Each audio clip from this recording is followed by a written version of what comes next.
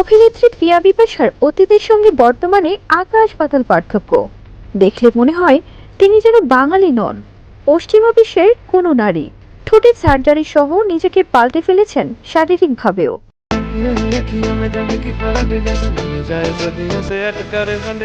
খোলামেলা পোশাকে আবেদনময়ী রূপে নিয়মিত ধরা দিচ্ছেন এই অভিনেত্রী। সেই সব দেখে নেটিজেনদের প্রশ্ন, কেন নিজেকে এমন বদলে ফেললেন তিনি? 2012 সালে একটি সুন্দরী প্রতিযোগিতার মাধ্যমে ছবি জঙ্গলে পা রাখেন প্রিয়া বিপাশা। এই প্রতিযোগিতায় সেরা 10-এ পৌঁছানোর পর হঠাৎ ক্যাম্পেইন বুথ থেকে বেরিয়ে যান। এরপর বিজ্ঞাপনে নাম লেখান। 2013 সালের দ্বিতীয় মাত্র নাটকে তাহসান খানের বিপরীতে অভিনয়ের মাধ্যমে অভিষেক ঘটে তার। বড় বড় প্রতিষ্ঠানের পণ্যের বিজ্ঞাপনে মডেল হয়েছেন প্রিয়া বিপাশা। নাটকে প্রথম সারি সব অভিনেতার সঙ্গে জুটি বেঁধে হাজির হয়েছেন ছোট পর্দায়।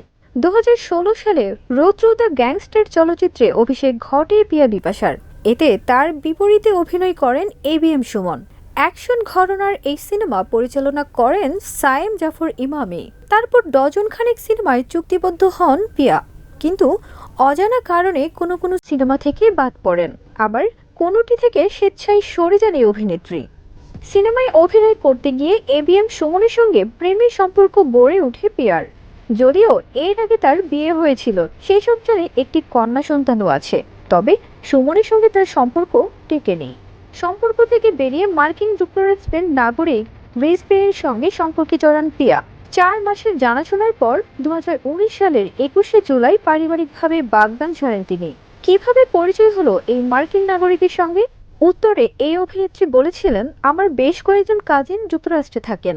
আমার এক ভগ্নিপতির সঙ্গে সেই ছেলের বন্ধুত্বপূর্ণ সম্পর্ক।